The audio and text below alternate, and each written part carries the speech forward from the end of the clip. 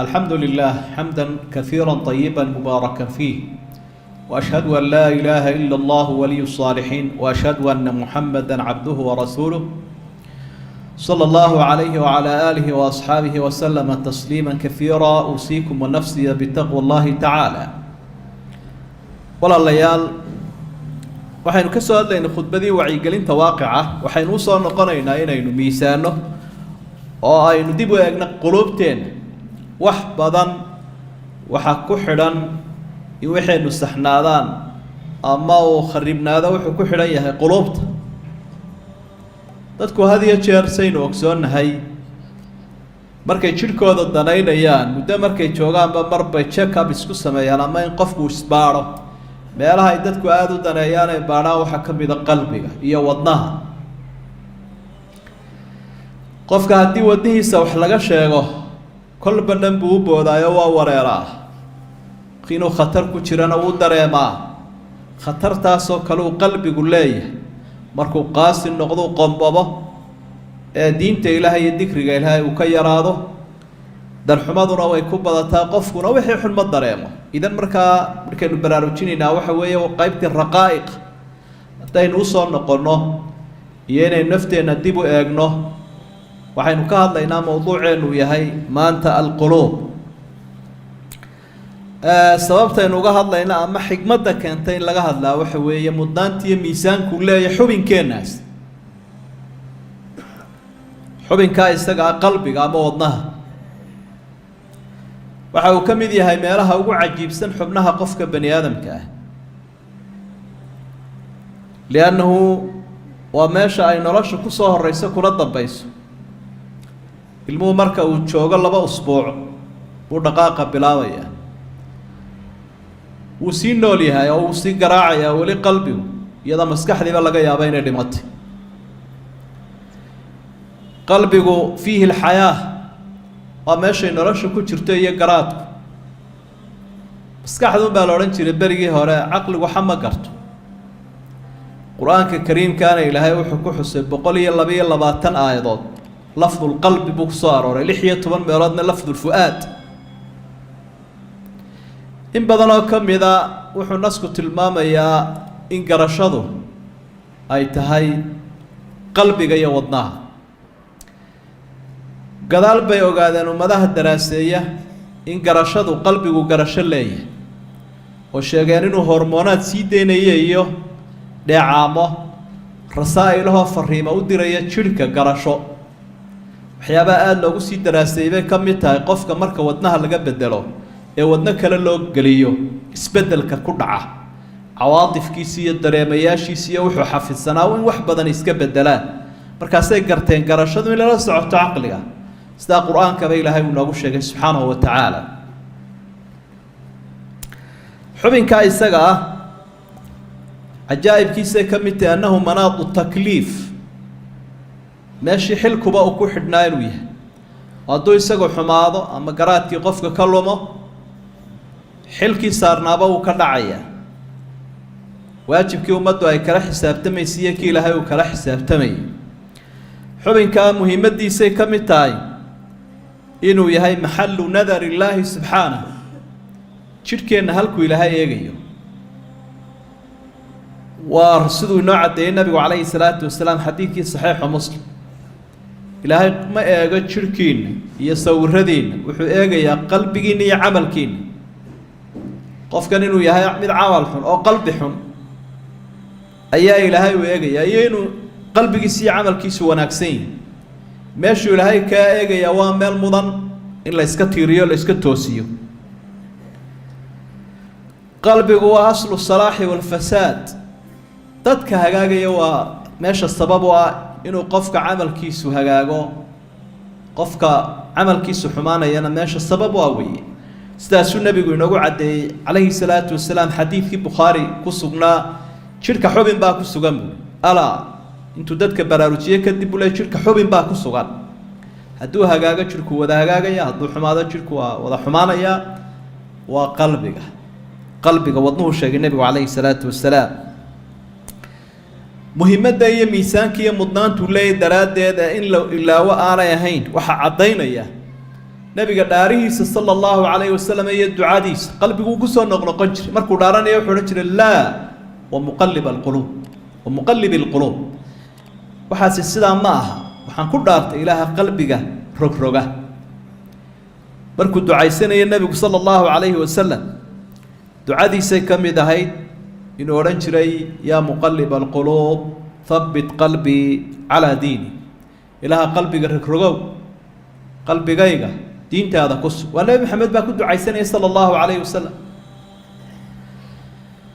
arrimahaas oo dhan oo uu leeyahy daraaddeed baa muhiim ka dhigtay in mar walba qofkuu dib u eego qalbigiisa ila naftiisa been uma sheego qofku waxaynu markaa u gudbi lahayn oo aada inoo khuseynaya asbaabun fi talyiini alquluub arrimo markuu qofku sameeyo qalbigiisu uu dabci karo oo qof qalbi qoyan uu noqon karo oo ilaahay uu ku jecel yahay uu raalli ka yahay sababahaas ayaa dawo ka ah qofka in qalbigiisu uu qallafo ama uu qallalo ama uu xumaado sababaha wuxuunaynu ka soo qaadanaynaa adilada qur-aanka iyo xadiidka tay noo darani waxa weeye dhimashada qofkii oo iska nool in qalbigiisii tawafo oo iimaankii iyo diintii iyo alla kacabsiguu ka dhinta taasaa inoo daran waxaa kow ka ah sababaha tilaawatu kalaam illaahi subxaanah inuu qofku qur-aanka ilaahay la noolaado oo ilaahay uu dhagaysto oo ilaahay uu la faqo oo maalin qura qur-aanka aanu ka qadin taasi inay qalbiga saameynayso dareen weyn ay ku leedahay oo noolaynayso qur-aanka ay noo sheega wuxuu uhi inna fii dalika ladikraa liman kaana lahu qalbun aw alqa asamca wa huwa shahiid wacdigaa faraha badane cajiibkee suuratu lqaaf ilaahay uu ka soo hadlay wuxuu anfacayaa qofka qalbiga hagaagsan leh ee wacdigiiyo waanada usoo jeeda markaa qur-aanku wuxuu inoo tilmaamayaa dareenka oo nolosha uu ku sameynaya qur-aanku qalbiga allahu nazla axsana alxadiid kitaaban mutashaabihan mathani taqshaciru minhu juluudu aladiina yakshawna rabbahum uma taliinu juluuduhum wa quluubuhum ilaa dikri illah qalbigiiyo jidhkii oo kala badbadanaya oo dabcaya oo macaansanaya qur-aanka akhrintiisa ayaa ilaahay uu noo sheegay qalbigii marna uu cabsanayaa marna uu dabcayaa uu naxayaa uu farxayaa waa aayaadka jannada iyo aayaadka cadaabku la jaan qaadaya waxa labaad oo ka mid a waxyaabaha qalbigeenna dabcinaya dikru lmowt inaynaan adduunyadan unu ordin oo aynaan ku buuxsanaanine aynu ogaano maalin maalmaha ka mid a in kabahaaga la dhexlayo oo kutubtaada la dhexlayo oo mafaatiixdaada la qaadanayo oo gaadhigaaga la qaadanayo alla u naxariisagii in la odhan doono dad u soo xaadiri doonaan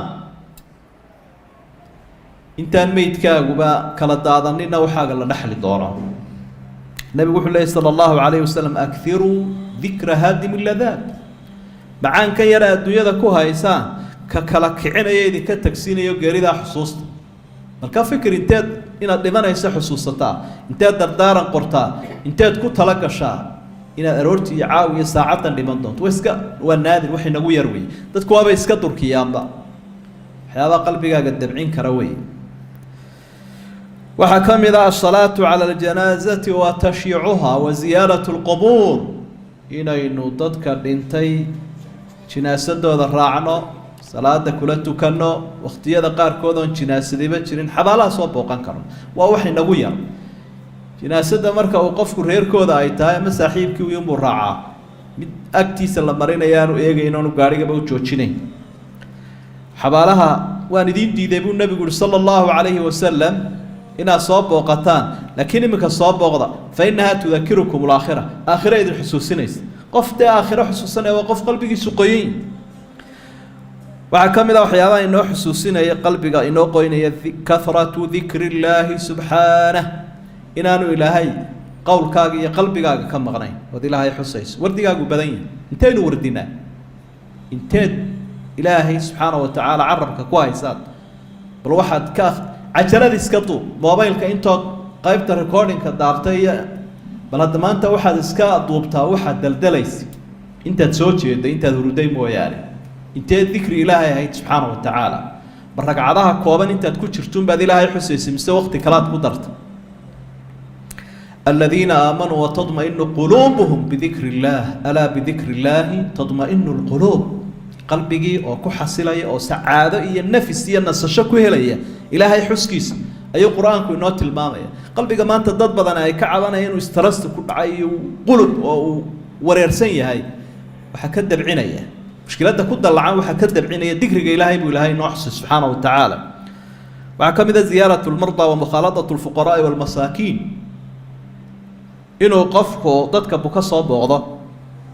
ودخترك أنا كبر أرجون مالنتي سجل تشيفيان ولا دخترك وحنا كسيا شو مشكلتنا هاي ست شو ضدك بكسر بوضة كوريه هذا نقاد دختر هذا كبوضة من مسكح ذا كحن وسنة نجدك كحن وسنة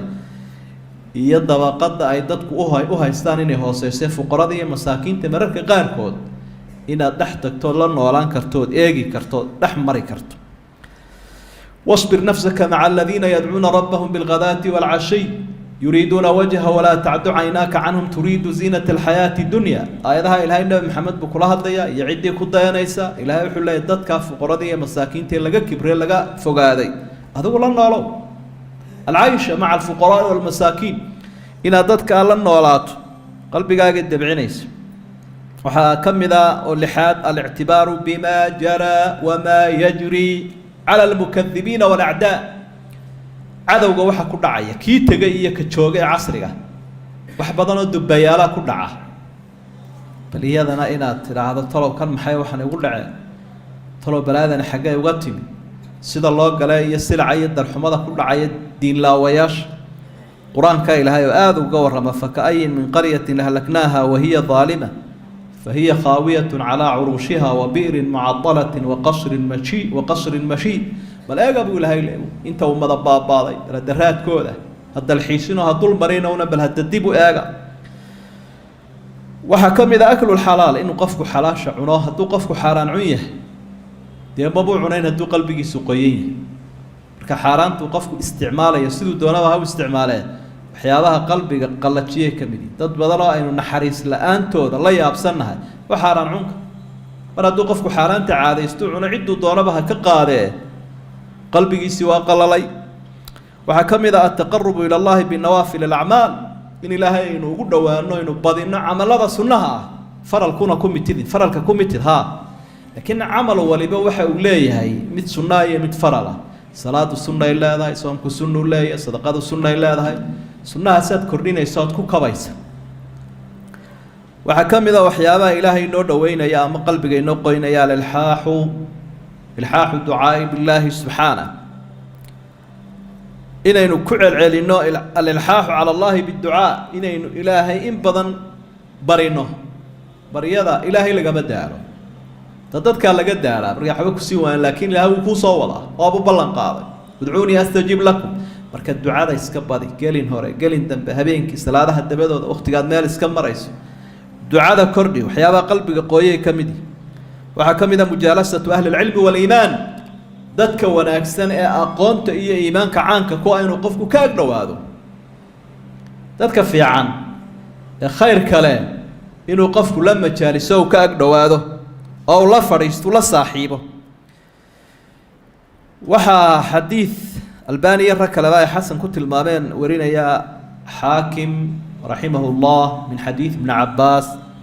نبي يقول صلى الله عليه وسلم أولياء الله تعالى الذين إذا رؤوا ذكروا الله أولياء إلهي وحوي كوا مركا لا أركه ذاتك إلهي حسوسين يعني وقف مركا أركته لأن النبي قال تقص ليسا استغفر الله وقال رنيسا وحد وديبات جوتشينيسا آخرات حسوسانيسا إلهي بعد حسوسانيسا قفنا مركا أركته وحلقا يا باينات سياسة دي الدوية فعلتن إياه وحسوساتور بيلكات ولا قفبا وحي وسيدا مرايدة سوعلين آيات كم عاشي كريس مركا النبي عليه الصلاة والسلام وحوت المامي قفك انت لا جوجتو إلهي لا جوجاسي وكحسوسين وأولياء إلهي وحديث صحيحين كسوغان النبي قلنا وشك صلى الله عليه وسلم ملائكة واحد طوافة ينولك ملائكة إلهي markay soo maraan meel cilmi iyo dhikri iyo diin iyo wacdi lagu hayo waxay oranayaan soo fariista waa tan baadideen warbixintii bay ilaahay ku celiyeen oo waxay ilaahay ba ku laabtay markaasuu ilaahay leeyahy ka warrama addoomaha ilaahay waxay wadeen tasbiix iyo xamdi iyo tamjiid way ku ammaanayeen markhaati ka ahaada buu ilaahay leeyay dadkaa wanaagga uga markhaati kacdeen inaan ka dhaafay dembigii laakiin waxaa malaa'igta ka midaba hadlaya wuxuu leeyahay waxa se la soo fadhiistay hebel oo cabdun khataa addoon gefo oo dembiile ah lahu xaaja wuu muraadunbuu usoo yeeshay qoladaa wan wanaagsan muraad buu usoo yeeshay hadduu doonayo muraad adduunyaba ah markaa dee kaasi kuma jira ee waan kuu sheegay buu leeyay ilaahayna wuxuu leeyahy subxaana hum lqawmu laa yashqaa bihim jaliisuhum kuwaasi waa qolo oo kala fadhiista aanu guuldarraysanayn markaa dadka wanaagsan inaad la fadhiisato ilaahay dembi dhaafkiisaad ku helaysaa awliyada ilaahayna waad ka mid noqonaysaa sidoo kale yubasiruka bicuyuubika wa yumaxisu laka nusx wayadulluka calaa awjuhi naqs qofka wanaagsani waxa uu ku tusayaa dhaliilahaaga wuu kula talinayaa wixii aad ku saxmi lahayd aad ku horumarin lahayd buu kuu sheegayaa ma isticmaalaya waxaa la yidhaha almudaaraatu walmujaamala qofkii oo kula warwareega uuna afka kuu macaaneeya isagoo dhaliishaada arkaya uu kula talinaya walaalow saa iyo saas waa sax saa iyo saana iska daa waayo nabigu wuxuu yihi sala allahu calayhi wasalam xadiidkii uu warinaya abi daawud xasanka ahaa almu'minu mir'aatu lmu'min qofka mu'minkii walaalkiisa kalu muraayad u yahay qofka ceebtaada kuu sheegaa waa qof naasixo adiga kuu daneeyey maaha inuu ku dacayday maaha inuu ku dhaliilay say dad badani u fahmaan waxaa la yidhaahdo hadduu qofkaasi kuhaa waxa iyo waxaas kuu naseexeeyo isagoon ku fadeexadaynayn waa inaad u ducaysaa waa inaad garataa inuu ku danaynayo qofkaas marka arrimaha tobaneeyada ah ayaa qalbigeenna qoyn kara ilaahay baynu ka baraynaa inuu nawaafajiyo qalbiga waa inaynu aada u danaynaa waa inaad ka raadisaa nolosha talow asbaabta arrimaha uu qalbigu ku noolaadaa ma jiraan mise ma jiraan waa inaad iska baadhaa sidaad u baadhaysa markan kaleba saasaad cibaadada kuugu macaananaysa oo macsiyadu ay kugu qadhaadhaanaysa oo aanu dembigu kuula fududaanayn oo aad dadka ilaahayna ku nabadgelinaysa allahuma arina alxaqa xaqan warzuqna itibaaca waarina albaaila baila warzuqna ijtinaaba ربنا لا تزغ قلوبنا بعد إذ هديتنا وهب لنا من لدنك رحمة إنك أنت الوهاب يا مقلب القلوب ثبت قلوبنا على طاعتك ثبت قلوبنا على دينك يا أرحم الراحمين اللهم أصلح العباد والبلاد اللهم أصلح العباد والبلاد اللهم إنا نعوذ بك من جهد البلاء ودرك الشقاء وسوء القضاء وشماتة الأعداء اللهم إنا نعوذ بك من علم لا ينفع ومن قلب لا يخشع ومن نفس لا تشبع ومن عين لا تدمع يا أرحم الراحمين اللهم انصر الإسلام والمسلمين اللهم انصر الإسلام والمسلمين اللهم أسقنا الغيث والرحمة ولا تجعلنا من القانطين اللهم إنك كنت غفارا فأرسل السماء علينا مدرارا اللهم أرسل السماء علينا مدرارا وآخر دعوانا أن الحمد لله رب العالمين وصلى الله على نبينا محمد وآله وصحبه وسلم وأقم الصلاة